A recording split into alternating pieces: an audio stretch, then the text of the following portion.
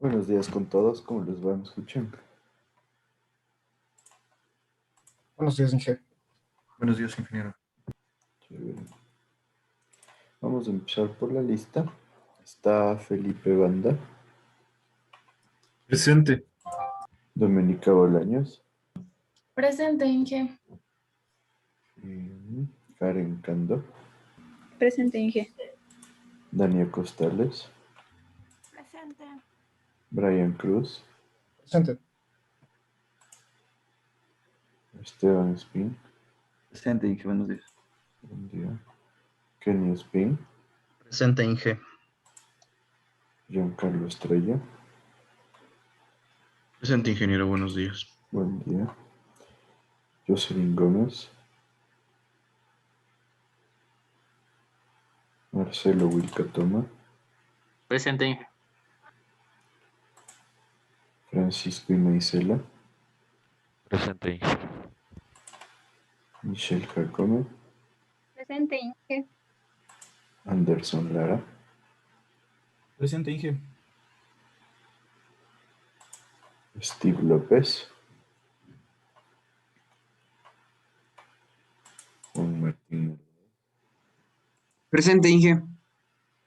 Alex Ortega, Presente, Inge. Jorge Ortega, Y presente. Kevin Pazimiño,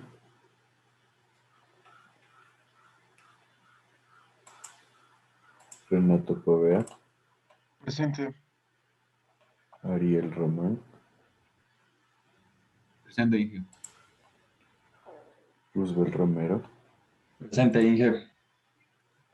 Marcelo Saltos, Presente, Inge. Kevin Samaniego, Presente, Inge.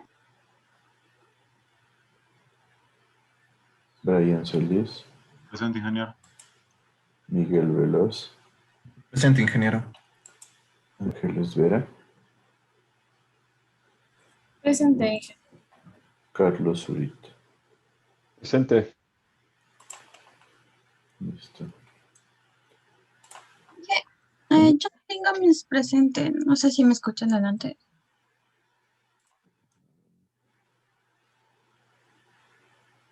No, no te puse. Ahí estás. Bueno, entonces ayer estábamos viendo un poco de las captaciones. ¿Cómo les fue con la parte que les mandé del ejercicio? Lograron obtener la relación para, mediante iteraciones con el coeficiente f, sacar 1 sobre raíz de f hasta que se iguale con el resto de la ecuación. ¿Qué me dicen ustedes? Inge, sí, pero una pregunta. En la viscosidad no es 1,14, tal vez. Aquí. ¿Por qué dices? Es que le revisé en una tabla y no le encontraba el de 1,4, sino 1,14.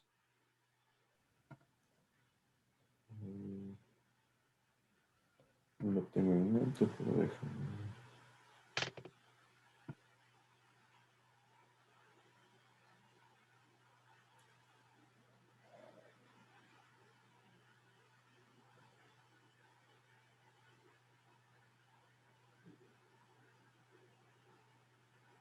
Sí, podría ser 1,14. Sí, tal vez aquí. Un momento que me quiere faltar el 1,14. Sí, podría ir por ahí. ¿Te varió la respuesta de mucho? Le saqué así como estaba en el ejercicio. No, no le saqué con el 1,14. Sí, podría ser. Aquí parece que es 1,14,1 en vez de 1,41.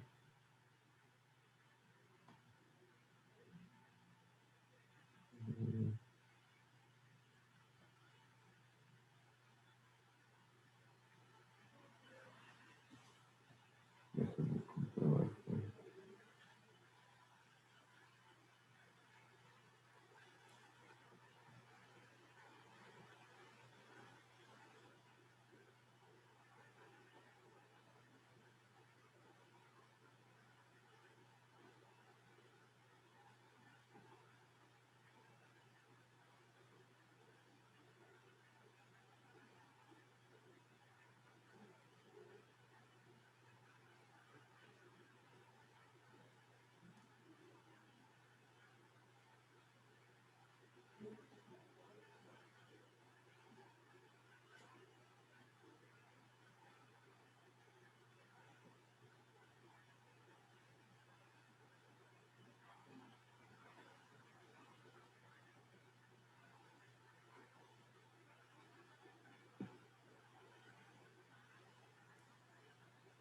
No varía mucho, Inge, porque daba como 0,096, ¿no es cierto? Perdón, 0,0196. Ahora Te dio. Ujú. sale 0,0192. Ya. Entonces, bueno, sí, habría que verle. Me parece que sí hay un error ahí. Y entonces, claro, aquí tendrían que tener en cuenta que este ejercicio está hecho con un diámetro de 30 centímetros, ¿sí? Entonces, tendrían que considerar eso. Pero me dices que el factor F te dio 0,01960 y 65 con el 1,4 y 0,092 con el 1,14.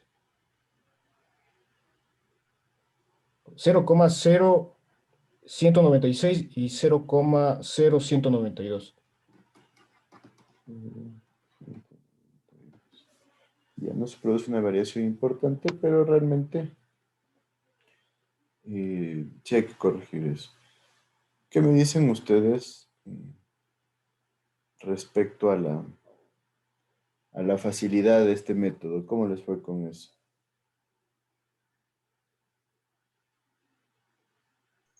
Inge, yo por ejemplo, o sea, le saqué igual, o sea, iterando, pero cogí en cambio, en vez de como quien dice el valor más estable, por ejemplo, o sea, cogí el que era un poquito mayor y como quien dice, o sea, directo, por ejemplo, una ponderación del 0,020. ¿Ahí hay problema o eso ya es criterio mío como tal para diseñar? A ver, explícame, no, no te escucho una parte. Me dijiste que cogí un valor. Ajá, un valor más cerrado, como quien dice, o sea, no cogí así 0,1928, sino por ejemplo así 0,20 o 0,25. O sea, ¿eso es problema o no necesariamente? Bueno, ya desde la parte teórica sí hay que ajustarle la ecuación, ¿no? Ujú. Pero ya en la parte práctica no nos genera una influencia demasiado importante, como vemos aquí.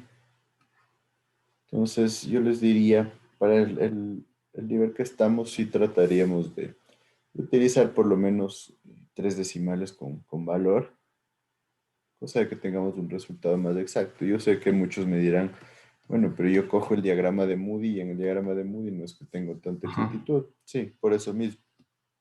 Entonces, tratar de por lo menos irnos con los tres decimales que tengan valor. De esa forma ya tenemos un rango de exactitud que podría ser aceptable. Entonces, Sí, sí. claro, por ejemplo, alguien del otro curso me dijo que, que habían encontrado las ecuaciones simplificadas, como la ecuación de Swami, en donde es más fácil de calcular. Sí, es una ecuación simplificada en función de la ecuación de Colbert-White, pero esta ecuación ya tiene 50 años y nunca llegó a sobrellevarle a la de Colbert-White, ¿no? Ten en cuenta que el diagrama de Moody nace en función de la ecuación de Colbert-White.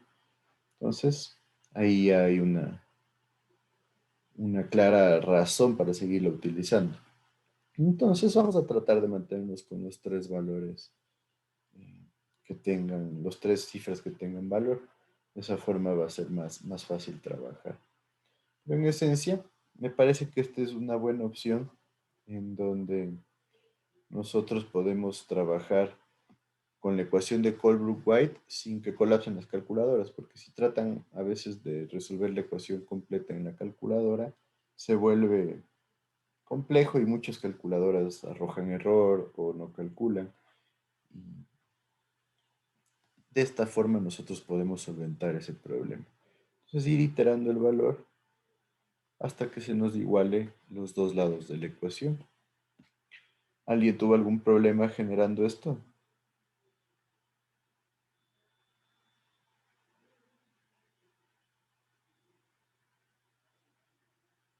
¿Nadie?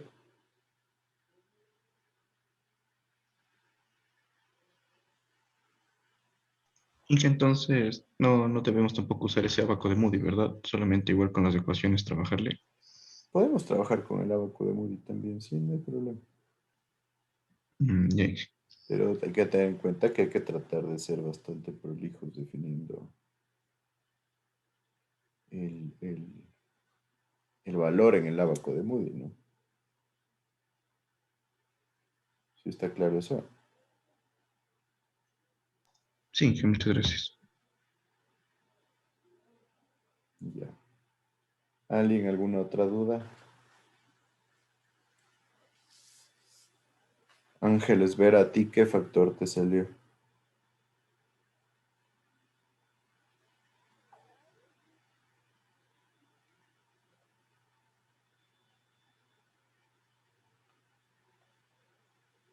Ángeles, Sí, le estoy buscando la orden.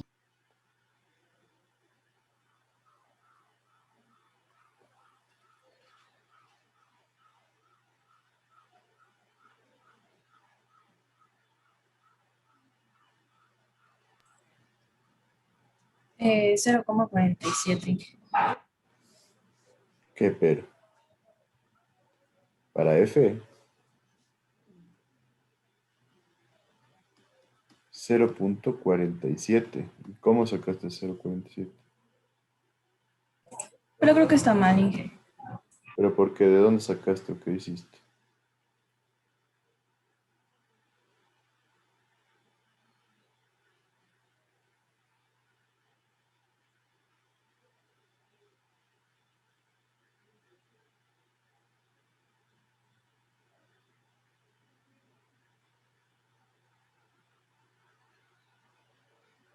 ¿Mm?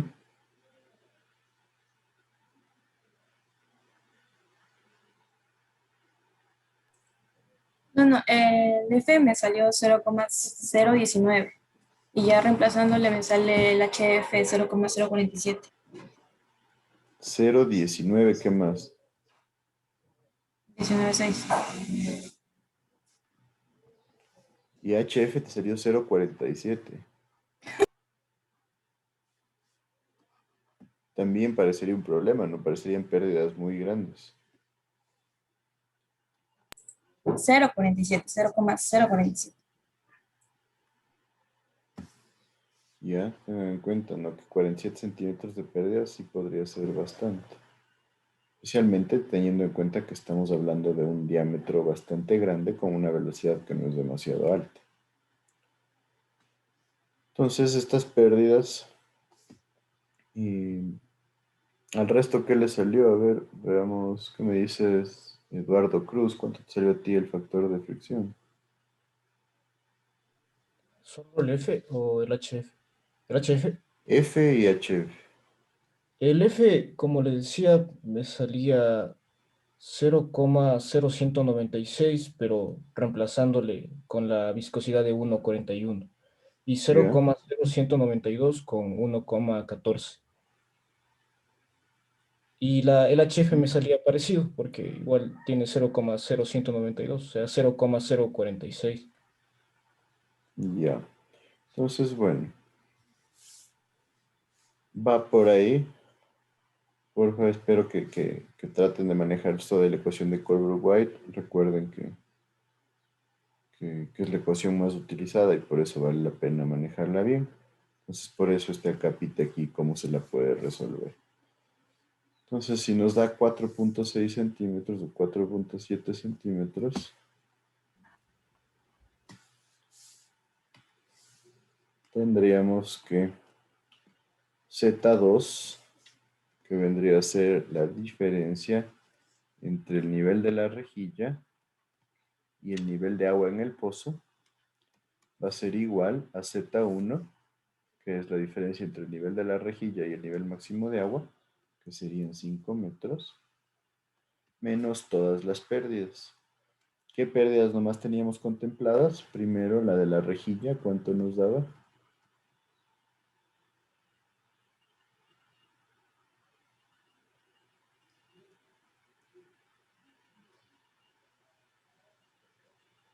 ¿Cuánto nos da?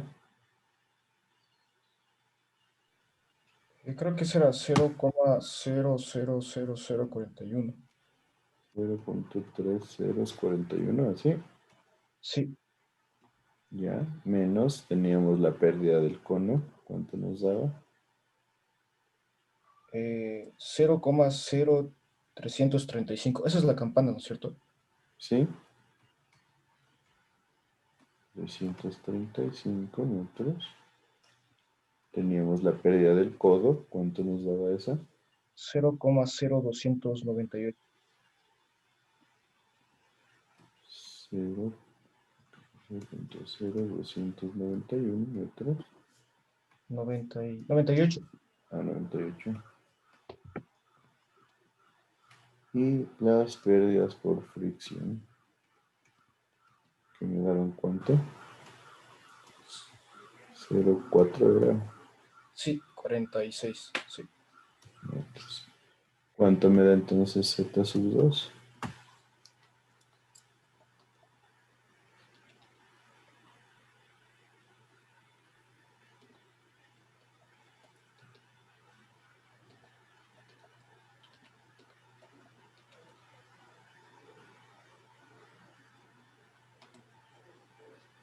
$4,89. 4.89. Entonces, ¿para qué me sirve este nivel de Z2? Yo normalmente voy a dejar aquí un delta Z de seguridad. Podríamos hablar alrededor de un 10 a 20% de la altura de acá para evitar que el agua desborde, y de esta forma ya tendría definido cuáles son mis características del sistema. ¿Sí está claro esto?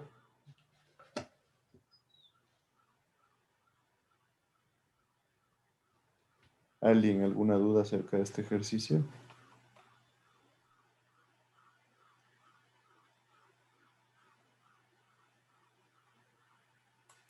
Como ven, es bastante simple, ¿no es cierto? Entonces hemos visto que dentro de las captaciones de aguas superficiales nosotros hemos tenido en cuenta en la materia hidráulica aplicada lo que es las captaciones convencionales o de rejilla lateral, las captaciones de rejilla de fondo, que normalmente son las más típicas para sistemas de abastecimiento de agua potable, y aquí la toma directa, que es una captación bastante más simple, con bastante más facilidad de diseño, facilidad de aplicación. Les diría, en cuanto a uso, se utiliza para proyectos pequeños, no tanto para proyectos medianos o grandes, pero es una opción que está ahí, que es bastante común dentro del medio. Entonces, con esas tendríamos las tres opciones principales. Les mencionaba, por ejemplo, la captación en torre, que es una opción bastante buena. La captación en torre se la usa más en Europa, pero está ahí. Realmente por su falta de uso es que no se la ha tomado como parte de la materia, pero vale la pena que por lo menos por mención ustedes sepan cuál es. Entonces, nos Hice una tocaría... consultita. Yo le saqué, como le digo, con otros datos diferentes de lo que me dijo el compañero Edu y lo que usted ahorita le hizo el cálculo. Y me salió 481 al final, el Z2. Ahí tengo que ajustar algo para la eficiencia del sistema o tendré que ¿Cómo para cambiarle. la eficiencia? O sea, como le digo, yo le tomé otros datos y por eso me sale menor la altura ¿Pero qué datos? final. ¿Dónde te varía? En el HF y en el F. O sea, no es algo muy significativo, pero igual, por eso le hago la consulta. Claro, o sea, te baja 481, ¿me dices? ¿O 491? Sí, 481. Bueno, sí hay una diferencia importante. Habría que ver por qué te bajó tanto probablemente la pérdida por fricción, ¿o qué? Ujú. Bueno, dije, ya le voy a revisar bien entonces sí. Pero entonces, sí tengo que tomarlo en cuenta. Gracias. Sí, exacto. Hay que tener en cuenta, ¿no? Realmente ahí entra un poquito lo que les decía, en los diseños también depende de su criterio bastante. Por eso hay que tratar de afinarlo. Puede que se dé una diferencia así, sí, es totalmente normal, pero la idea es que ustedes respalden todos sus criterios.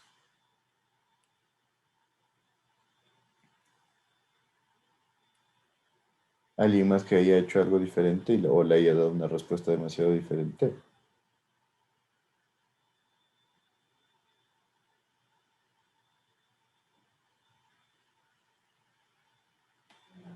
Bueno, entonces, como ven, un diseño bastante simple, no hay mucho en donde equivocarnos, ténganlo en cuenta.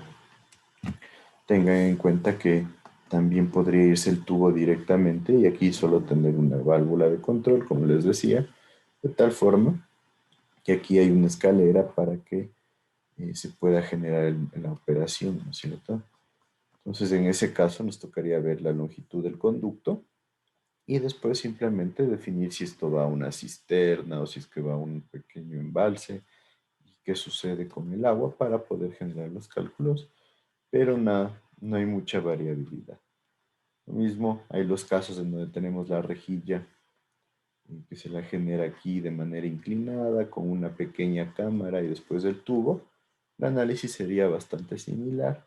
Entonces, no se complica realmente el diseño. Entonces, ¿alguien alguna otra duda?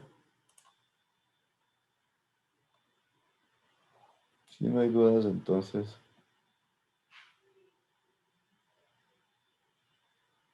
podríamos continuar. El siguiente tema sería lo que son aguas subterráneas. Entonces, dentro de las aguas subterráneas vamos a ver las distintas opciones, cuáles nos convienen y cuáles no nos convienen, y después el diseño de pozos. Entonces, el agua subterránea existe casi en cualquier parte por debajo de la superficie. En la gran mayoría de zonas tenemos agua subterránea, obviamente a diferentes niveles freáticos. Es importante que nosotros, donde tengamos el agua subterránea, podamos buscar o definir qué condiciones son las necesarias para poder llegar rápidamente a los pozos y así poder utilizar el agua de forma económica. Esto es bastante importante porque el aprovechamiento tiene que ser económico. Recuerden que en algunos casos las aguas subterráneas pueden encontrarse bastante por debajo del nivel del suelo y obviamente eso requiere bombas más grandes, bombas con más capacidad para que se pueda generar la extracción. Entonces, ahí me decía una estudiante del otro curso que en la zona de la costa donde están cerca al mar, se puede tener niveles freáticos más altos y aquí en la sierra más bajos. ¿Qué creen ustedes?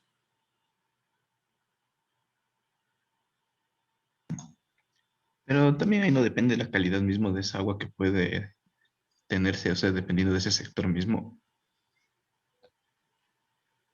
o no necesariamente se cumple eso. ¿Cómo? Pero a ver, explícame mejor eso. O sea, por ejemplo, yo sabía que en la costa, o sea, no es muy bueno el agua, como usted dice, o sea, subterráneo, o sea, por lo que tiene, primero es muy seco y aparte, o sea, no hay mucho abastecimiento de eso. Más bien lo que se trata de hacer es desalinizarle y todo eso al agua del mar en vez de utilizar el agua subterránea. Bueno, claro, en ese caso sí, hablando de calidad, Ajá, sí puede haber bastante influencia, ¿no? En la zona de la costa tenemos bastante más agua salada. Entonces, claro, el agua funciona, más bien dicho, el suelo funciona como un filtro para el agua. Sí, pero cuando estamos muy cerca del océano vamos a tener alto contenido de agua salada. Tal vez un poco más allá sí se va perdiendo la cantidad de agua salada. También influencia un montón el tipo de suelo, ¿sí? Yo les ponía, por ejemplo, en Holanda, en zonas que tienen bastante suelo arenoso, se utiliza ese suelo arenoso como un filtro y el resultado es bastante bueno. Entonces sí habría que hacer el análisis. Pero el comentario de su compañera va un poquito más enfocado a lo que es la, la altura del nivel freático. ¿Creen ustedes que en la zona de la costa podemos decir a ciencia cierta, cerca del mar, que el nivel freático es mucho más alto, mientras que en la zona de la sierra es mucho más bajo? Sí, sí, Inge, porque el agua del mar mismo se estaría filtrando hacia el suelo. Exacto, el agua de mar se filtra, el agua del mar llega hacia el suelo, obviamente genera siempre lo que es un nivel freático alto en las zonas de la costa, ¿no es cierto? Entonces, obviamente, los estratos de suelo, que normalmente en la costa son más arenosos, ¿por qué? Porque tenemos bastante llegada de sedimentos, también influencia, pero sí existe un nivel freático alto. Pero por otro lado, en la sierra, ¿qué creen que pasa?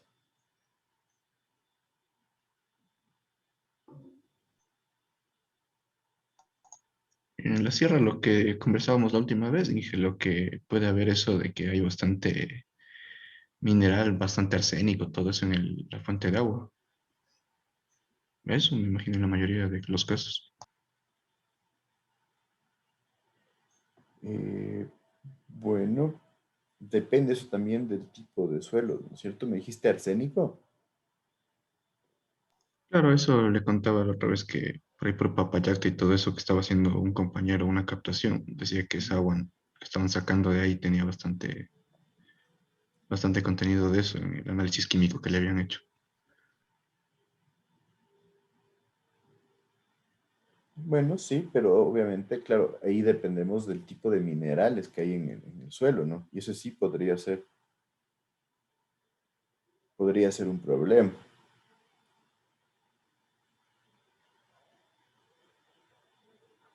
Entonces, claro, cuando hablamos que en el agua subterránea hay contenido de minerales, eso se refiere a que el suelo tiene ese tipo de minerales y por eso se contamina el agua.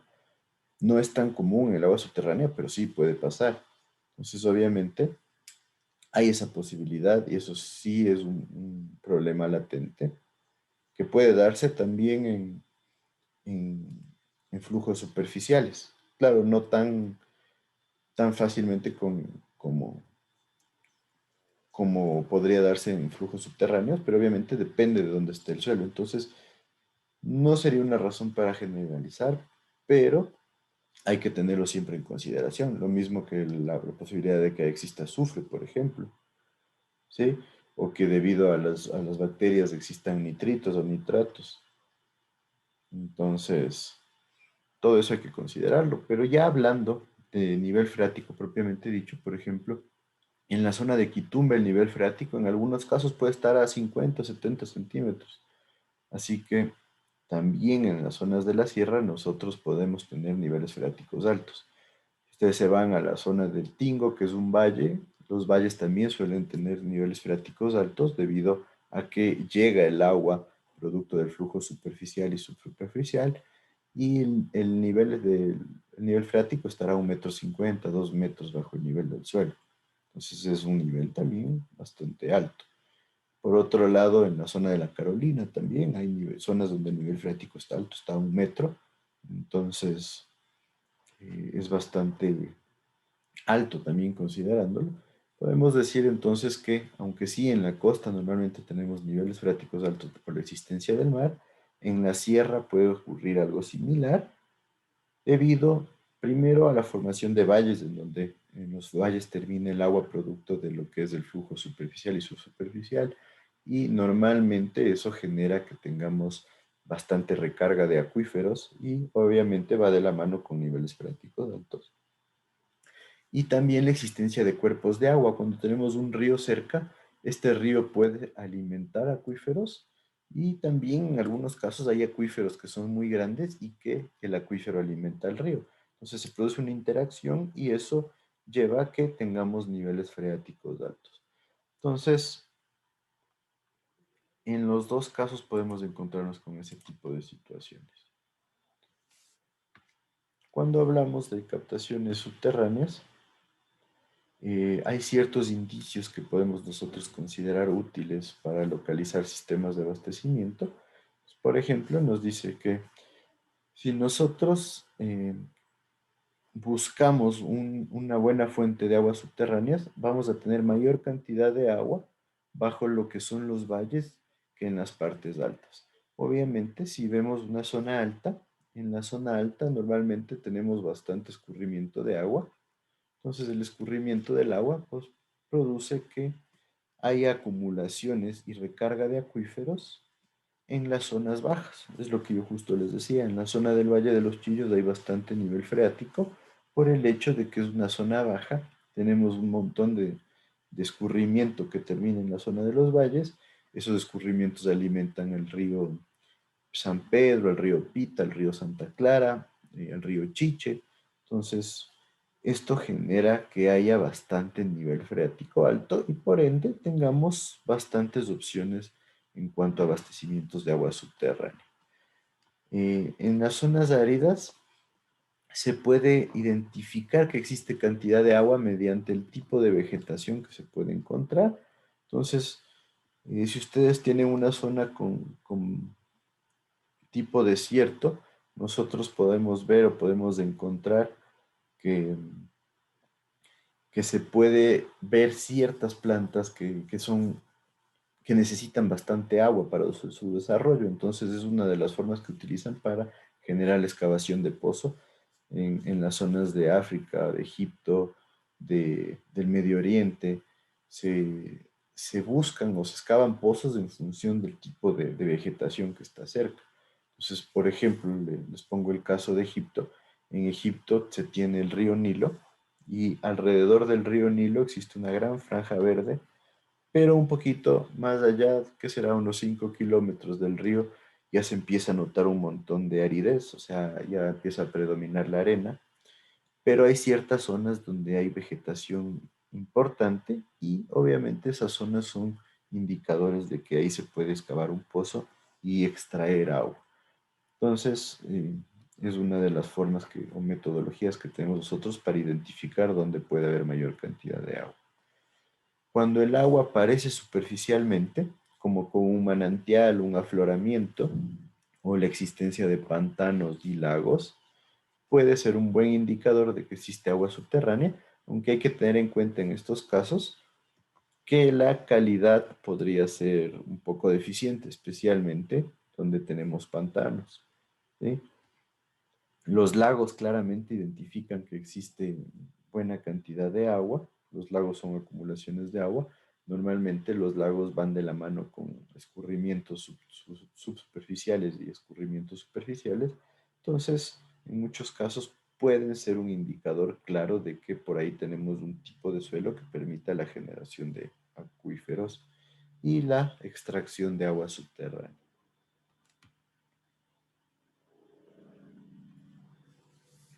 Las rocas pueden ser un indicio bastante importante porque cuando tenemos alto contenido de grava, arena y rocas calizas, tenemos material que tiene buena conducción de agua. O sea, cuando hay buena conducción de agua, existe buena permeabilidad, y si existe buena permeabilidad, nosotros vamos a tener normalmente existencia de volúmenes importantes de agua, aparte de buen drenaje y buena transmisibilidad del agua dentro del suelo. Entonces es importante tener claro que con este tipo de materiales nosotros sí podemos tener un buen abastecimiento de agua.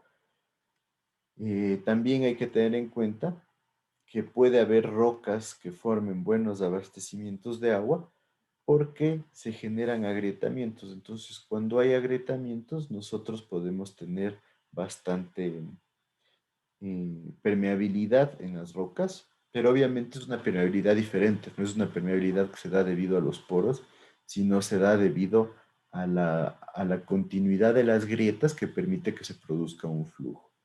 Entonces, es un factor importante. Y por otro lado, también cuando tenemos rocas arcillosas, lutitas o rocas cristalinas, normalmente tenemos poca producción, poca conducción, pero podría ser suficiente como para usos pequeños. Normalmente yo les diría, esto no es muy recomendable, pero si es que hablamos de zonas en donde no hay disponibilidad de agua y hay poblaciones bastante pequeñas, sí este tipo de rocas que les mencionaba, las arcillas, las lutitas y las rocas cristalinas, pueden servirnos como una fuente de abastecimiento, aunque no va a ser una fuente demasiado confiable.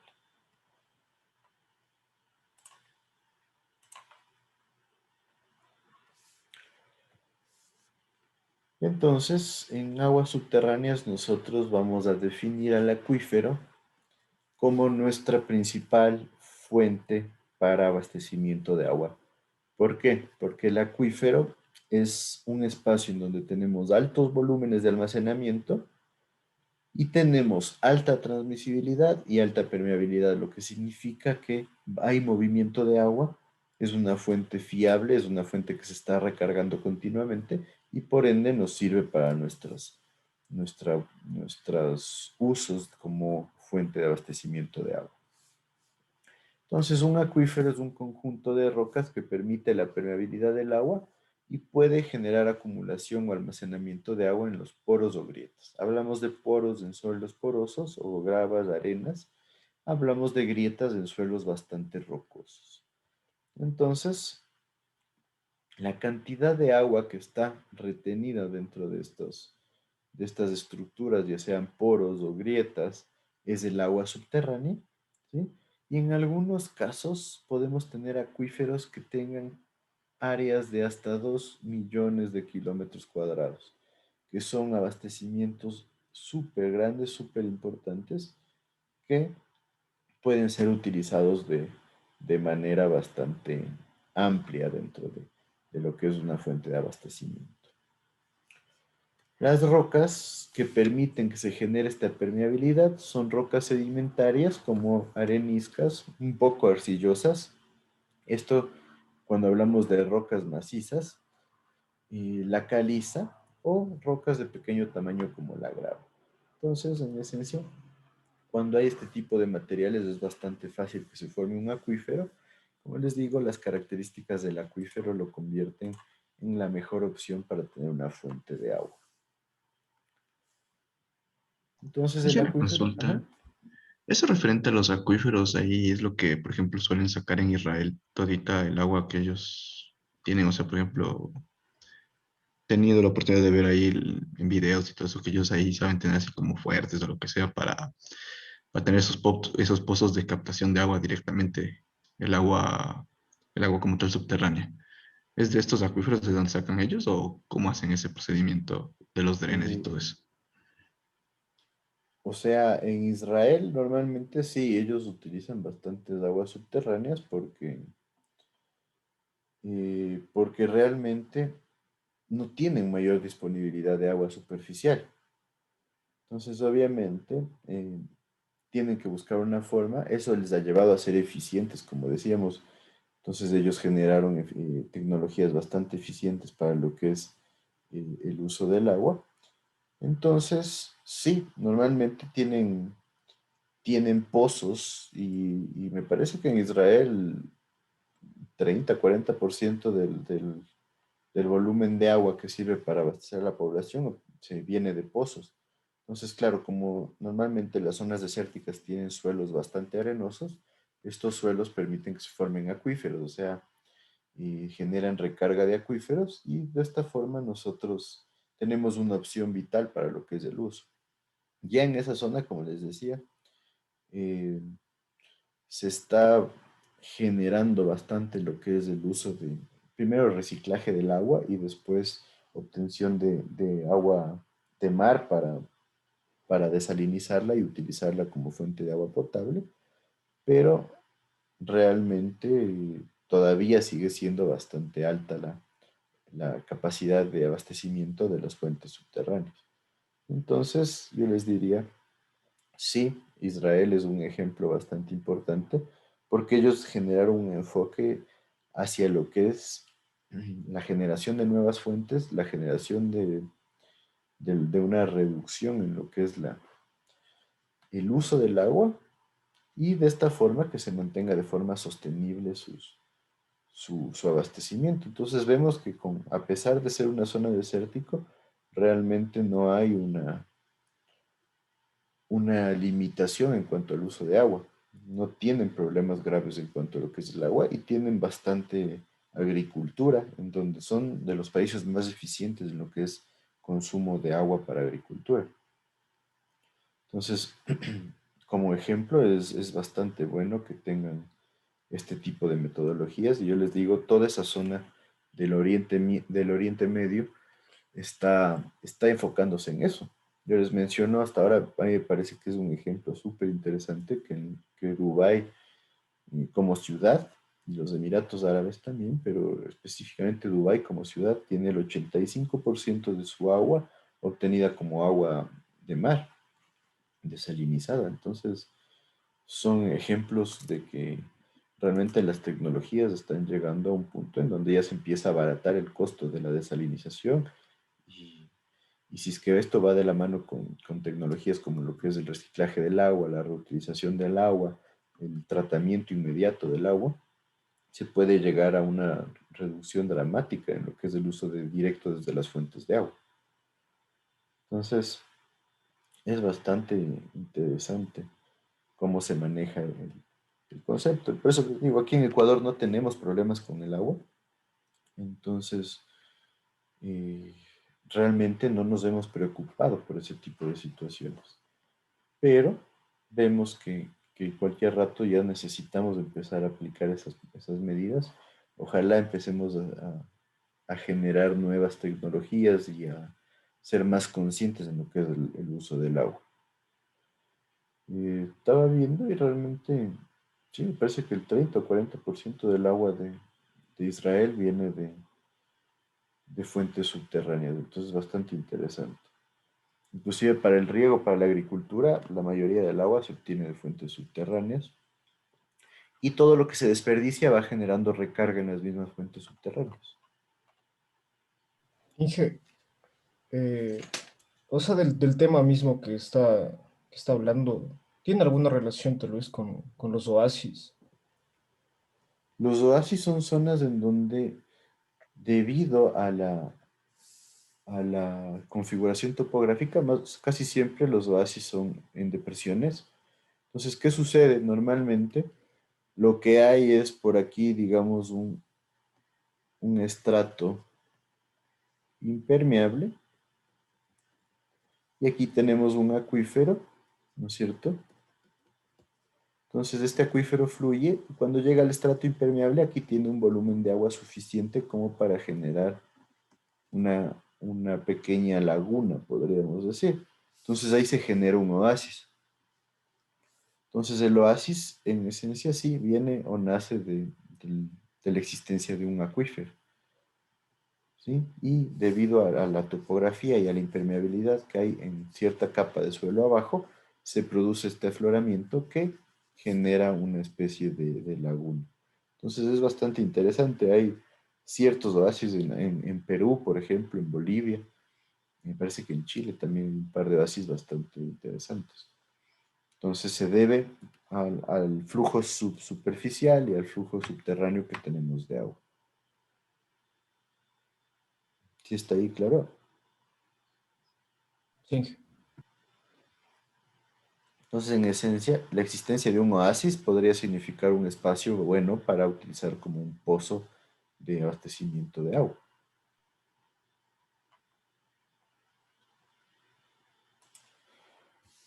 Entonces, hablando de los acuíferos, tenemos que los acuíferos presentan una zona que se conoce como zona de saturación, en donde tenemos el agua, o más dicho, el suelo totalmente saturado por el agua, ¿sí?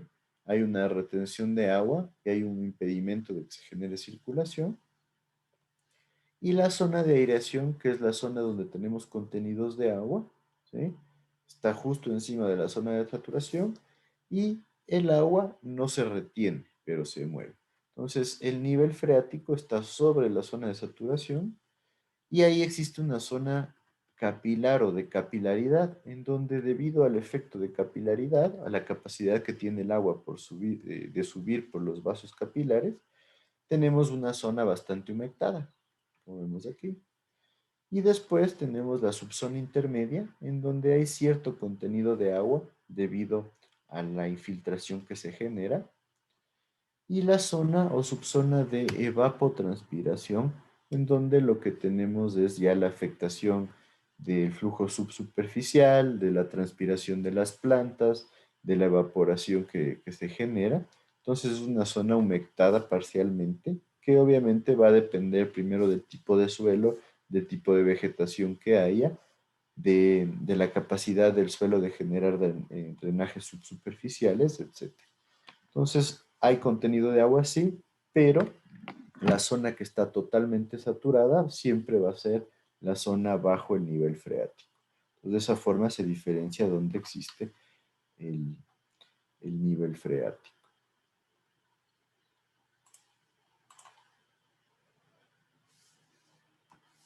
Hay ciertas tipologías de acuíferos, de donde nosotros podemos ver los acuíferos libres, en donde nosotros tenemos un espacio físico entre el agua subterránea y la superficie. Entonces, en el acuífero libre nosotros tenemos un espacio que está normalmente limitado por una capa que tiene cierta permeabilidad, ¿no es cierto? Como vemos aquí. Y por el otro lado, una capa totalmente permeable que permite la infiltración directa, permite el paso del agua directo, ¿sí? Y normalmente aquí tenemos nuestro nivel freático. Y por otro lado tenemos los acuíferos confinados, en donde nosotros tenemos una capa totalmente impermeable que no permite que haya mayor infiltración, mayor permeabilidad. Y arriba una capa poco permeable, ¿sí? que no permite demasiado movimiento del agua, pero que sí logra que se recargue el acuífero. Entonces, en ese punto tenemos un acuífero confinado que normalmente puede tener inclusive presión interna, y esa presión interna bajo ciertas condiciones puede ser la que genera los pozos artesianos o los afloramientos de agua debido a la presión que se genera en estos cuerpos o acuíferos confinados.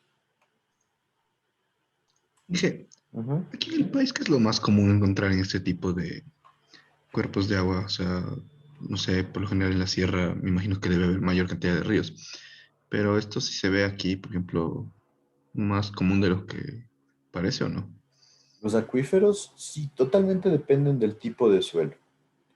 Entonces, yo les diría, cuando son zonas que tienen suelos un poco arenosos, gravas, etcétera, es mucho más fácil encontrar acuíferos no confinados. En zonas más rocosas, en zonas donde hay suelo duro, es mucho más fácil tener acuíferos confinados. Entonces, en la zona de la sierra podríamos tener más acuíferos confinados, en la zona de la costa más acuíferos no confinados. Yo les diría como una tendencia, pero no como una ley, ¿no? Entonces, dependiendo del tipo de suelo, va a haber mucha variación. Hay zonas en la sierra que tienen bastante contenido arenoso. Hay zonas en la costa donde hay bastante suelo arcilloso, y el suelo arcilloso puede generar capas impermeables, igual de impermeables que una roca. Entonces, de esa forma nosotros tenemos una diferenciación. Entonces, ahí sí depende totalmente del tipo de suelo, pero les diría yo, hay que hacer un análisis de qué es lo que está pasando, ¿no? Entonces, la forma más fácil de identificar es mediante estudios de suelos. A veces se hacen perforaciones, a veces utilizan sismógrafos para determinar las características del suelo, o se mide la transmisibilidad eléctrica también en otros casos. Entonces, hay varias situaciones que se pueden determinar para ver qué tipo de acuífero tenemos. Yo les diría, por ejemplo, en un estudio que hicimos aquí en la zona de Los Chillos, por el río Santa Clara, había un acuífero no confinado, claramente que se generaba debido al flujo del río Santa Clara y a un tramo de suelo en donde teníamos alto contenido arenoso, pero la formación de este acuífero contaba con un gradiente hidráulico bastante alto, o sea, el movimiento de la velocidad del agua, de hecho, la velocidad del agua era bastante alta y se generaba un caudal de movimiento importante, y empezó a generar socavación. Es algo que se puede dar cuando se encuentra el agua con un suelo bastante deleznable. Entonces, por decir, el río iba así.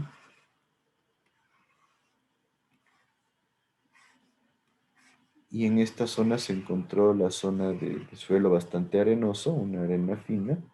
Se empezó a generar un gradiente hidráulico importante y esto se empezó a socavar, pero se empezó a socavar a más o menos unos 6 metros de profundidad. Entonces, después de un año y medio, esta socavación afectó una estructura que estaba más o menos así, un centro de convenciones, y se empezó a hundir el centro de convenciones. Entonces, aquí encontramos con un estudio con sismógrafos que hay bastante contenido de agua, pero justo en esta zona se empezó a generar un gradiente importante y eso empezó a generar una socavación interna y eso llevó a, no el colapso de la estructura, pero asentamientos que generaron daños importantes. Entonces se generó una situación bastante compleja. Entonces, simplemente como un ejemplo de lo que puede pasar con flujos de agua subterránea. Si yo les digo, ¿cuál de los dos creen que sea una buena opción como para un pozo? ¿Qué me dirían?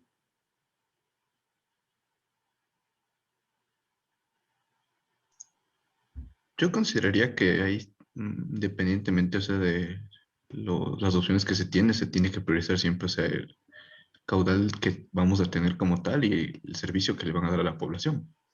Eso sería Exacto. lo fundamental. El caudal es importante y normalmente, viendo estas dos opciones, la capacidad de recarga de un acuífero no confinado va a ser mayor. Normalmente. No es ley, pero normalmente. Entonces es una mejor opción tomar el agua de aquí. ¿Sí? Porque en este caso, como tenemos aquí poca permeabilidad, la capacidad de recarga aquí va a ser baja. ¿Sí? Entonces utilizarlo como una fuente importante para tomar agua puede llevar a que nosotros nos vayamos bajando el nivel de agua dentro de este acuífero y eso puede ya generar un problema después, ¿no? Porque empezarían a quedarse vacíos aquí. Y si se empiezan a quedar vacíos, eso podría generar colapsos en el suelo. Entonces, como recomendación sería un acuífero no confinado. ¿Sí? A menos que, obviamente, supongamos que aquí exista un acuífero muy grande en donde existe bastante capacidad de drenaje, existe bastante transmisibilidad, se genera un movimiento de agua importante, que eso significaría que hay bastante influencia externa que puede recargar el acuífero. Entonces, el análisis no es tan simple. Según la textura, nosotros podemos identificar ciertos tipos de acuíferos, como acuíferos porosos y acuíferos fisurales. Cuando hablamos de porosos, significa que nosotros tenemos un suelo que genera bastante poro, los poros están interconectados y esto permite que se genere una buena capacidad de almacenamiento. El agua en los poros se genera, más bien dicho, provoca que haya bastante almacenamiento, entonces de esa forma nosotros podemos tener una opción buena en cuanto a cantidad de agua almacenada en el suelo. Mientras que cuando hablamos de acuíferos fisurales, nosotros vemos que estos normalmente son rocas que presentan fisuras que se encuentran comunicadas entre sí, pero no tienen tanta capacidad de almacenamiento. ¿Por qué? Porque simplemente el agua se almacena en las fisuras. Entonces, ¿existe flujo de agua? Sí, existe un buen flujo de agua, pero el almacenamiento no suele ser ni heterogéneo ni generarse en grandes cantidades. Ahorita ya son las 10, podemos tomarnos unos 5 minutos.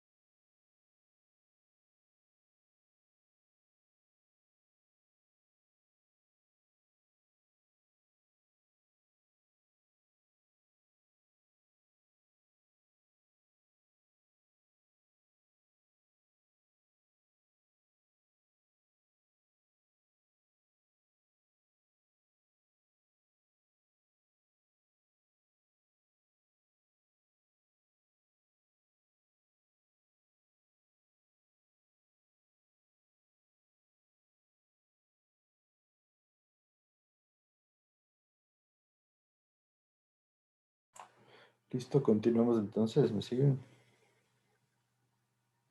Sí, Inge. Ya. Entonces, según el comportamiento, podemos generar una diferenciación de acuíferos también en función de un punto de vista hidrodinámico, o sea, la capacidad de movilidad del agua. Entonces ahí vamos a tener los acuíferos en donde hay almacenamiento y transmisión de aguas, los acuitardos que generan almacenamiento de aguas, pero no hay buena transmisión, los acuícludos que son solo almacenamiento, no hay transmisión, y los acuífugos que no permiten ni almacenamiento ni transmisión. En esencia, el acuífero es buena opción porque permite que se almacene gran cantidad de agua y hay constante movimiento. Eso significa que hay constante recarga. Mientras que los acuitardos, aunque tienen bastante agua, a veces no generan una transmisión suficiente para abastecer en caso de ser usados como una fuente. Los acuículos tienen almacenamiento de agua, pero no hay prácticamente transmisión, prácticamente no hay recarga de esos acuículos y eso puede generar una limitación si nosotros ponemos un pozo ahí. Y los acuífugos que ya son materiales muy densos que no permiten ni almacenamiento y tampoco lo que es transmisión del agua.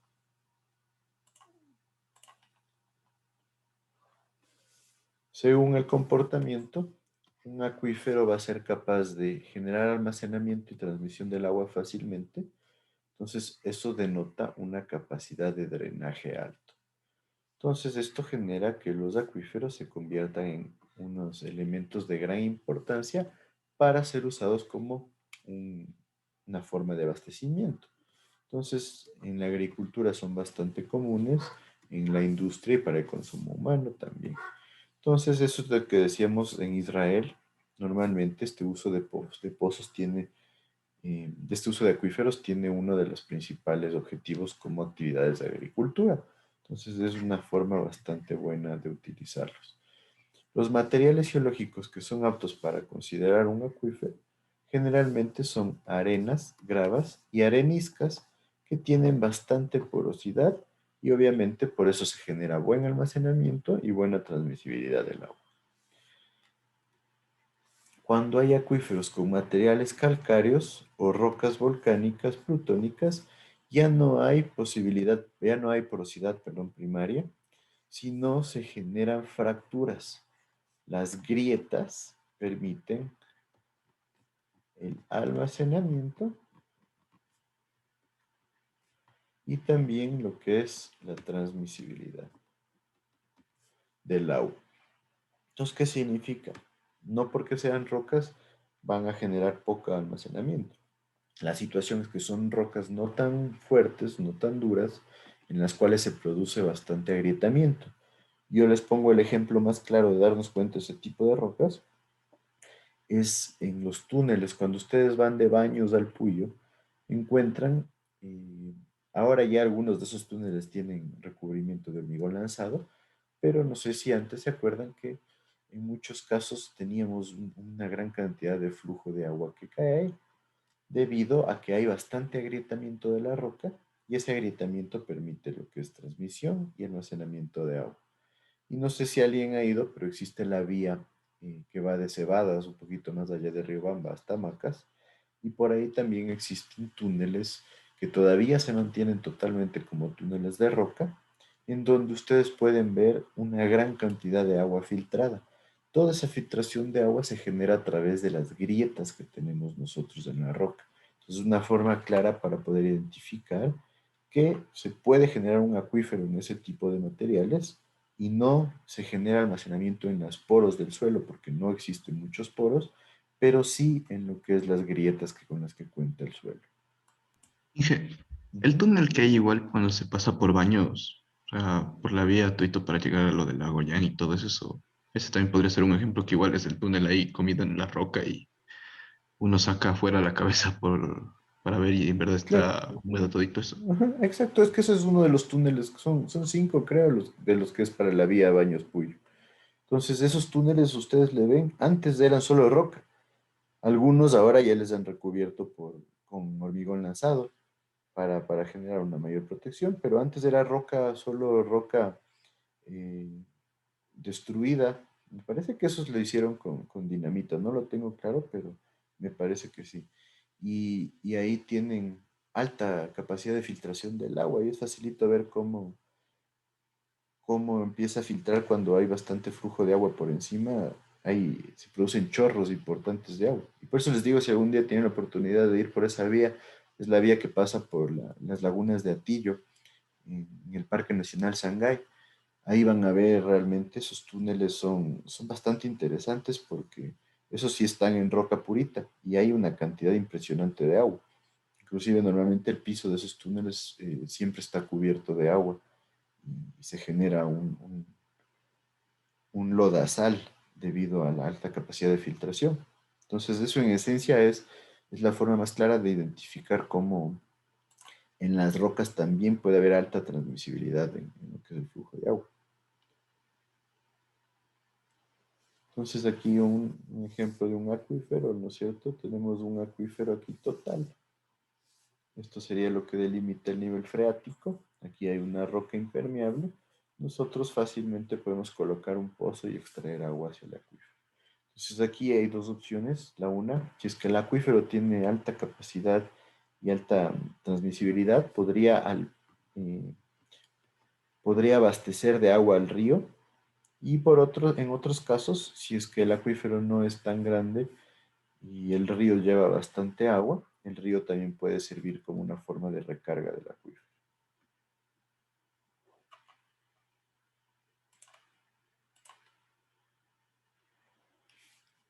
Ahora el acuitardo del que hablábamos, ¿no es cierto? Es un espacio en donde nosotros tenemos alta capacidad de almacenamiento, ¿sí?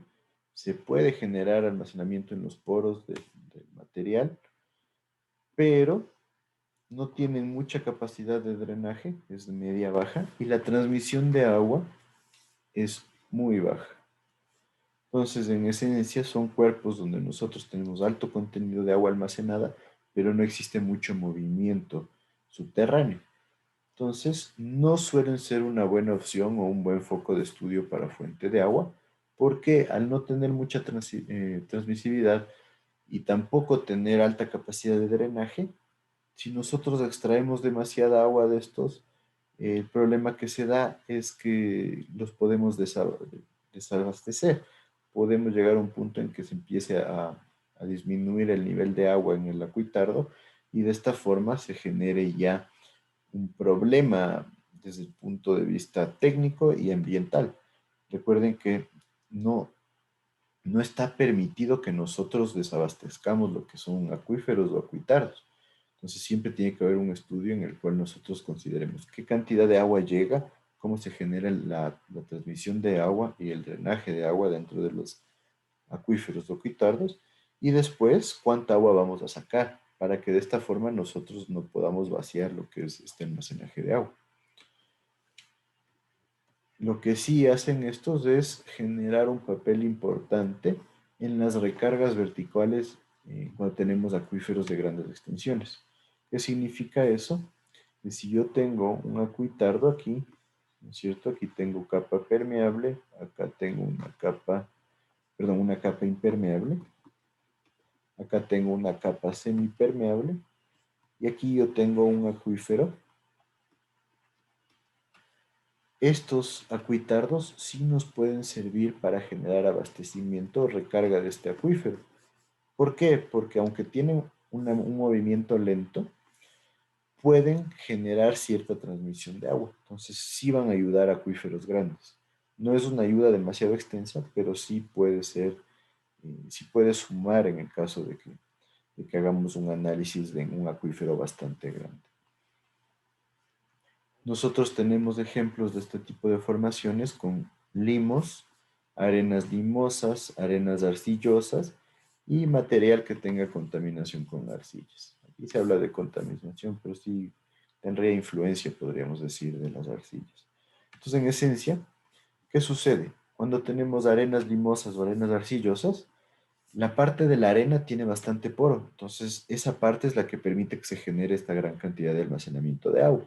mientras que la parte limosa o arcillosa tiene una capacidad impermeable bastante alta y esa es la que no permite que haya buen drenaje o buena transmisibilidad. Entonces, esa combinación es la que genera prácticamente, en la mayoría de casos, los acuitardos.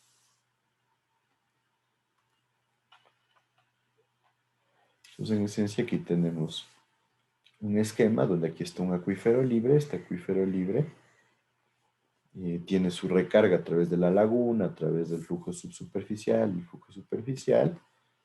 Aquí está el acuitardo, en donde nosotros ya generamos, este acuitardo viene a ser una capa semipermeable. Entonces, ¿tiene cierta recarga de aquí? Sí, pero es muy baja recarga. Y también sirve para generar recarga sobre este acuífero de acá, que es semiconfinado. ¿Por qué semiconfinado? Porque esta capa es semipermeable. Y acá abajo sí tenemos la capa permeable, que ya no permite que haya filtración de agua para abajo. Pero esta transmisión de agua es la que hablamos que sirve tanto para recargar los acuíferos bajo los acuitardos y de cierto modo genera una recarga también sobre el acuitardo propiamente dicho.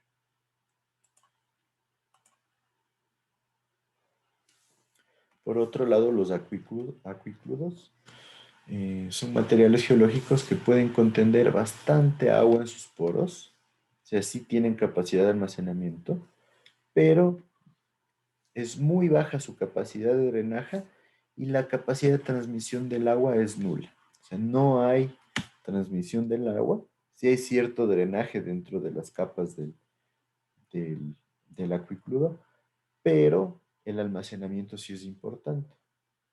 Entonces, desde el punto de vista técnico, estos acuícludos son impermeables, aunque tienen cierta permeabilidad que es muy bajita. Y normalmente no van dentro de este análisis de fuentes de abastecimiento de agua, pero sí se los puede estudiar dentro de las obras civiles como una forma de evitar que se generen problemas, ¿sí?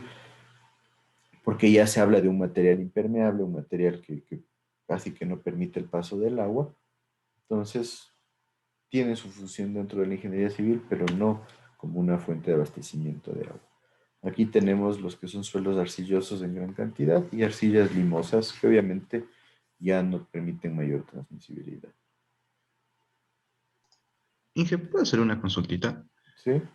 ¿Puede regresar a la diapositiva de arriba, a la del esquema del acuitardo y todo eso? Ya. Inge, algún rato vi igual en un documental de que, o sea, de cómo se extraía, por ejemplo, minerales como el oro, la plata en Estados Unidos, lo que es igual las zonas rocosas y todo eso, o sea. Y lo que resultaba interesante es que, o sea, no sé la verdad, en ese momento no sé si fue por el error de la traducción o alguna cosa, pero ellos mencionaban que al momento de sacar ahí el oro del río, se tenía que tener mucho cuidado con no pasarse ese acuitardo que usted mencionó anteriormente, porque al rato de sacar y extraer los minerales, o sea, podía hacer que dañen la capa y todo eso y contaminen parte del acuífero, o sea, me imagino que el agua subterránea que había de abajo también del río. Y eso en cambio me llamó la atención porque yo decía quizás es por la maquinaria que ocupan y todo eso, o sea, eso sí es posible hacerle o no necesariamente. Bueno, ahí sí habría que ver qué tipo de procesos utilizan, ¿no? No estoy tan familiarizado con lo que son los procesos de extracción de oro, pero normalmente, ¿qué sucede cuando encuentran minerales?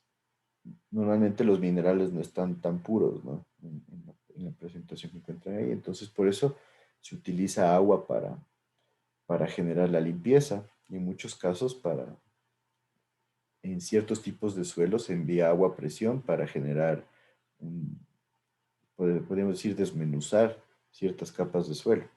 Entonces, probablemente sí tengan prohibiciones del punto de vista, más bien dicho, ambiental, porque si se llega a un acuitardo, sí, normalmente hay riesgo de generar una contaminación grave de acuíferos que están semiconfinados o confinados. Entonces, uno de los principales problemas y de los principales contrarias que se le da a la minería es que genera alta contaminación de agua. Entonces, en esencia, el problema es que, claro, veíamos, ¿no es cierto? Si estamos buscando oro, probablemente sí nos encontremos azufre, nos encontremos arsénico, nos encontremos metales pesados, ahora plomo también. Entonces hay que tener mucho cuidado porque si es que no son bien descartados o bien, eh, podríamos decir, tratados, pueden generar alta contaminación en el ambiente. Y cuando estamos en capas subterráneas y se vence lo que es un acuitardo, podríamos generar que toda la zona superficial que estamos contaminando contamine ese acuífero que está confinado bajo el acuitardo. Entonces sí puede ser problemática desde ese punto de vista. Habría que ver, como te digo, no tengo conocimiento de esas técnicas de minería, pero según lo que tengo entendido, la contaminación puede ser súper amplia. Y algo similar ocurre, no sé si se acuerdan, pero la famosa técnica del fracking para obtener petróleo. En esa técnica lo que se hace es inyectar agua a altas presiones en el suelo para sacar el petróleo.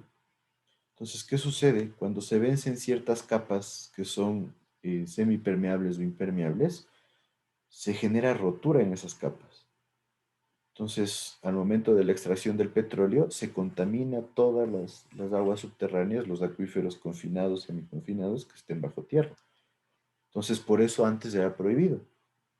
Realmente, bueno, en muchos sitios hasta ahora es prohibido porque la contaminación de las aguas subterráneas es altísima, debido a que siempre hay fugas de petróleo, siempre hay problemas con lo que son las mangueras, las extracciones. Entonces, hay que tener mucho cuidado con eso. Pero obviamente hubo el boom ahí porque en muchos casos en Estados Unidos, por ejemplo, los pozos petroleros estaban en zonas donde se necesitaba hacer fracking para poder sacar el petróleo. Entonces, se empezaron a explotar utilizando el fracking, que es romper toda la roca, romper todas estas capas impermeables, y obviamente la contaminación bajo el suelo creció dramáticamente, pero obviamente la producción de petróleo de Estados Unidos se disparó. Entonces, según ellos, la verdad no es que he investigado mucho en eso, pero están haciendo técnicas para tratamiento de esas aguas contaminadas para que no se vuelva un problema ambiental. Pero el problema está ahí, no habría que ver qué tan eficiente es eso. Y Recuerden eso del que... fracking que usted menciona es en lo del petróleo, ¿verdad? Ajá. Pero y para lo que es lo de la extracción de ese gas natural, que también suelen utilizar esa técnica, también Es que es repercute de la misma similar. manera. Claro, el gas natural, bueno, el gas natural no es tan contaminante, ¿no? Como el petróleo. Pero, pero el problema es que ya se dañan esas capas impermeables. Entonces esas capas que antes nos servían como una barrera, que en esencia cuidaba bastante de la calidad del agua bajo tierra, se rompen y de esa forma ya se puede generar una contaminación mucho más fácil para esas capas. Entonces está ahí la opción y realmente, y ahí sí venció, yo les diría, la parte de, de la economía, ¿no? El explotar los recursos antes que la parte medioambiental. Entonces sí es bastante interesante cómo se ha hecho eso. Y yo les diría, busquen algo acerca del fracking, van a encontrar información bastante interesante. Se han hecho reportajes y documentales interesantes en donde se ven cómo las fracturas de la roca empiezan a generar cambios inclusive en el comportamiento del flujo de aguas subterráneas, porque, claro, antes era impermeable la capa y ahora ya existen fisuras, existen espacios por donde puede generarse la transmisión. Entonces es un poco una incógnita a largo plazo, ¿no? Ver cómo eso influencia sobre el comportamiento del agua subterránea.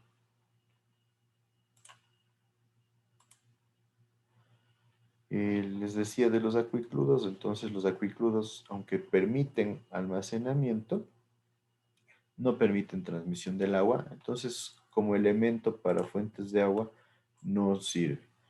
Tenemos el acuicludo, normalmente están rodeando un acuífero, como decimos, ya son capas impermeables, entonces ya no hay transmisión de agua, ya no hay una capacidad de drenaje interna, entonces tenemos simplemente espacios con gran cantidad de agua que no deberíamos utilizarlos como pozos. Entonces aquí vemos una capa con un acuíclodo por arriba y un acuíclodo por abajo.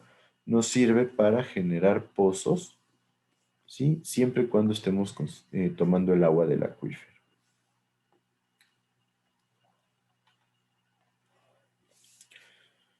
Un acuífugo, que es la última opción. Realmente el acuífugo es ya un elemento en donde no podemos ni almacenar ni transmitir agua. Entonces ya es una capa totalmente impermeable, propiamente dicho. Normalmente están conformados por rocas muy compactas que no se encuentran fracturadas, o sea, rocas que no son fáciles de agrietar, rocas que se encuentran en masas sólidas muy grandes. Típicamente son los granitos, los basaltos, ¿sí? El mármol también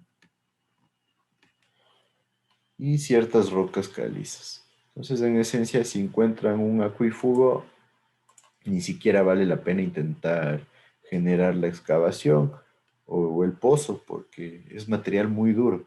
Entonces, realmente no vale la pena. Aquí como resumen, entonces tenemos acuíferos, alta capacidad de almacenamiento, alta capacidad de drenaje, alta transmisión de agua, normalmente gravas, arenas calizas. Acuítardos, alta capacidad de almacenamiento, media a baja capacidad de drenaje, baja capacidad de transmisión, típico limos, arenas limosas y arenas arcillosas.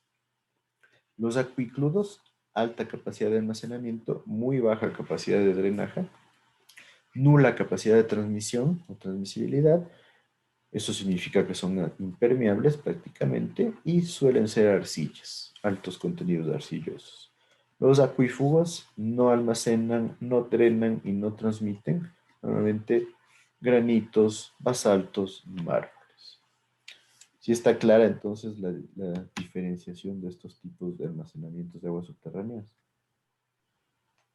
Inge, si el acuífugo dice que es, o sea, de tan difícil acceso, ¿cómo se le identifica? ¿Mediante ondas, tal Sí, vez? normalmente son estudios de suelo. Se suelen hacer estudios de perforación, pero ya con las tecnologías nuevas, el sismógrafo o la medición de ondas eléctricas es súper buena opción, ¿no?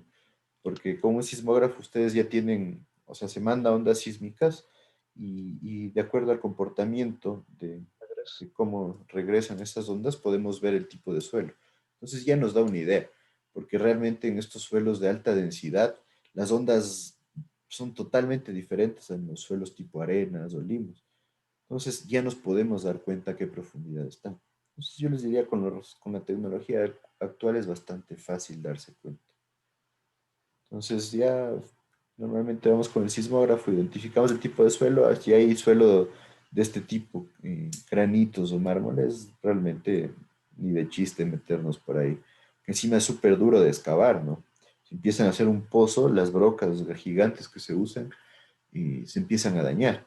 Entonces también es un problema. Y contiene plomo también, es contaminante igual. Contaminante no suele ser contaminante debido a que son rocas que tienen bastantes años, por eso son tan duras. Entonces, como contaminantes, la verdad, no mucho. Contenidos de hierro, de cobre, sí he escuchado en varios casos que se encuentran. Habría que ver contaminantes, la verdad, no que yo sepa, pero no les puedo dar una respuesta certera. Pero normalmente son tan duras que no suelen presentar ese tipo de problemas. Más bien eso se les utiliza ese tipo de materiales ya en cantera. Y por lo general, como es tan dura, no es tan fácil de erosionar, entonces generan masificación, o sea, son espacios bastante masivos llenos de estos materiales. No sé si alguna vez se fijan en Italia o en Egipto, existen zonas que son conocidas por su alto contenido de mármol o granito. Entonces ustedes ven, se generan, son rocas gigantes, que es todo mármol, todo granito. Entonces se los utiliza ya directamente para canteras. O sea, yo creo que son bastante fáciles de identificar.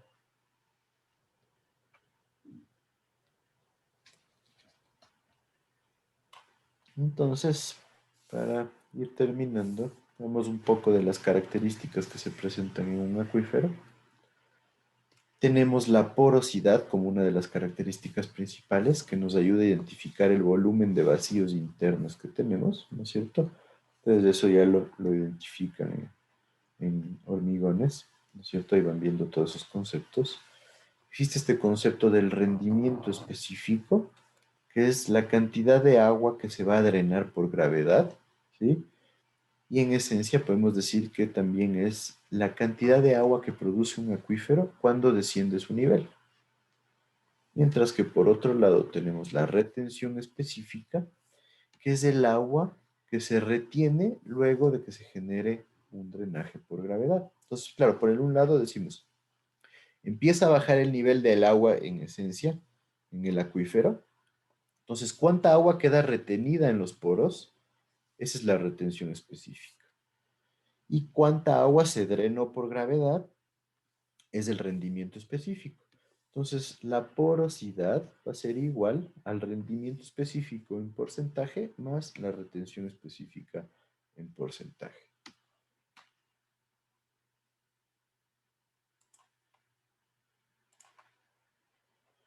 Y existe esta que es la ley de Darcy, una de las características principales de un acuífero, que nos ayuda a identificar la velocidad de un flujo a través de un medio poroso, ¿sí? Y que va a ser directamente proporcional con el gradiente hidráulico. El gradiente hidráulico es la pérdida de energía por cada unidad de longitud corrida por el agua, ¿sí? O sea, ¿qué pérdida de energía se mantiene por cada movimiento que genera el agua? Entonces, el gradiente hidráulico es delta H, pérdida de energía, sobre delta L, longitud que recorre el agua. Y obviamente, mientras más velocidad se genera, más pérdidas tenemos. Entonces, en esencia, lo que nos dice la ley de Darcy es que nosotros podemos obtener la velocidad del flujo subterráneo, ¿sí? Siempre que estemos en un medio poroso, esto es importante, conforme tenemos un valor del gradiente hidráulico. Entonces, para generar esta relación, la ley de Darcy incluye esta permeabilidad del material. La permeabilidad del material es una forma de medir cuánto se mueve o cuán fácil se mueve el agua dentro de un material. Entonces, aquí tenemos este cuadro en donde podemos ver que para grava limpia, que es la mejor opción para un acuífero, tenemos una permeabilidad de 1000 metros por día. O sea, significa que el agua puede moverse muy rápido dentro de este material. Si bajamos a una arena gruesa, tenemos de 10 hasta 1000 metros por día, pero ya vemos una variedad importante, ¿no? Eso dependiendo de qué tan gruesa es la arena. Una mezcla de arenas de distintos tamaños tiene entre 5 y 10 metros por día. Miren, es una diferencia dramática, ¿no? Considerando que la arena también tiene una capacidad de drenaje importante. Una arena fina, una mezcla de arenas finas, tiene solo de 1 a 5 metros por día. Una arena limosa, ya si hay contenido de partículas muy pequeñitas como los limos, baja entre 10 centímetros a 2 metros por día, ya mucho más bajito. Y si tenemos limos de 1 milímetro a 50 centímetros por día, es súper bajito. Y las arcillas menos de 1 milímetro por día. Entonces, que es prácticamente estático el movimiento del agua. Entonces, aquí vemos cómo el tipo de material influencia directamente en la capacidad de movimiento del agua dentro de este material. ¿Está claro ahí?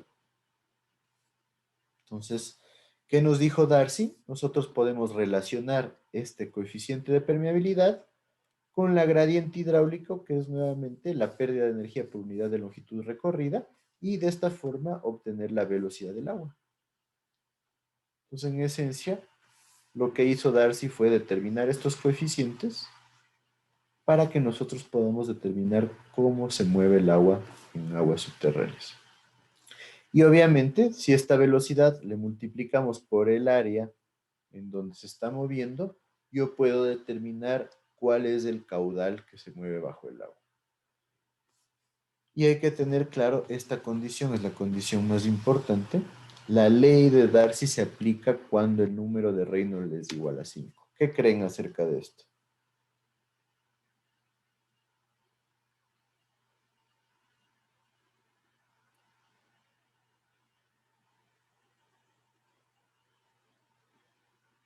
¿Qué me dice? Número de Reynolds menor a 5.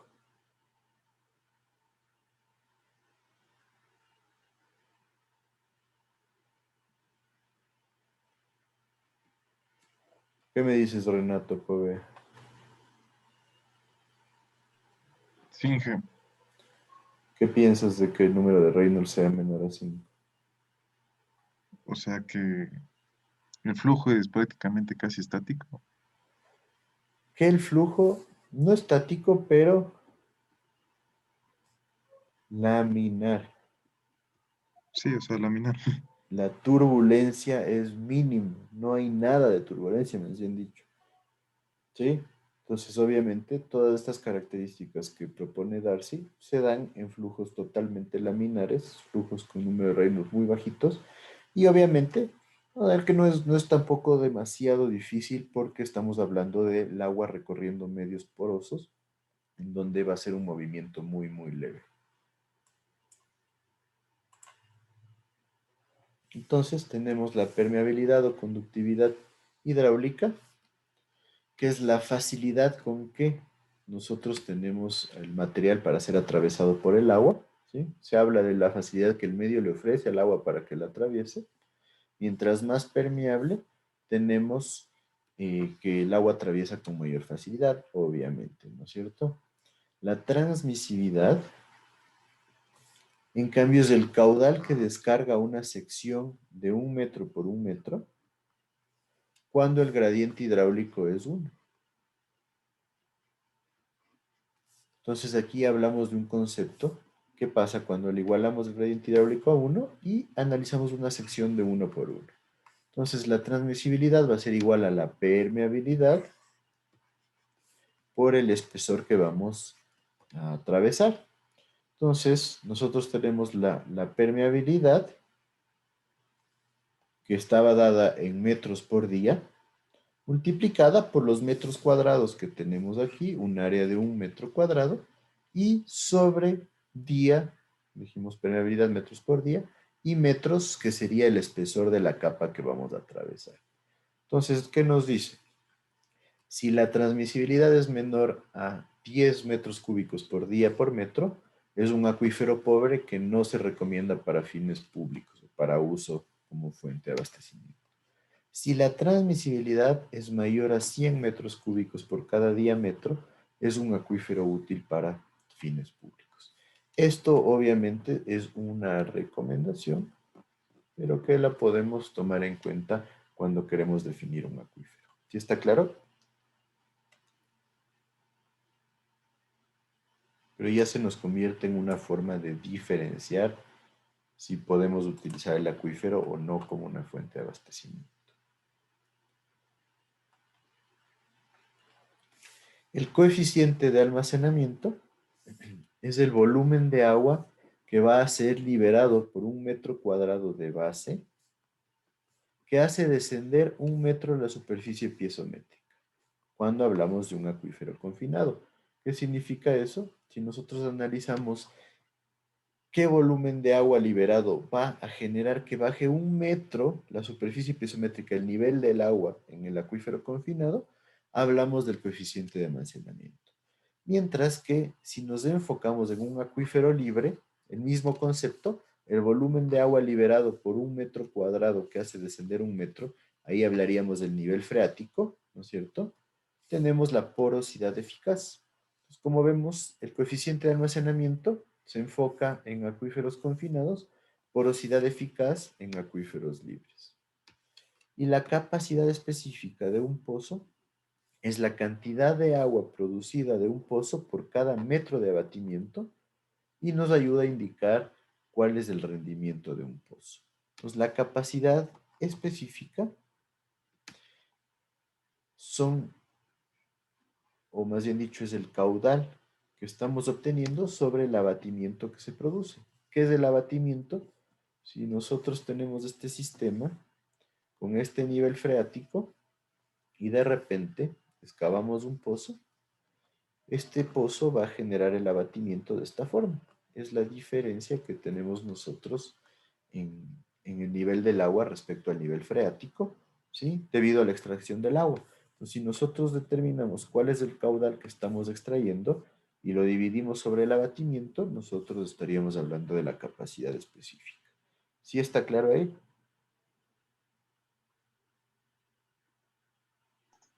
¿Puede repetir otra vez, Inge? Me confundí chance, o sea, con lo del, o sea, que tiene que ver el abatimiento, o sea, para poderle sacar eso definitivamente. ¿Pero qué parte? ¿El abatimiento qué es? Sí, sí, Inge, porque no le comprendo, o sea, cómo puede determinar con eso la capacidad específica. Es O sea, que la capacidad específica en esencia es una medida de cuánta agua estoy sacando del pozo y cuánto baja el nivel del agua dentro del suelo.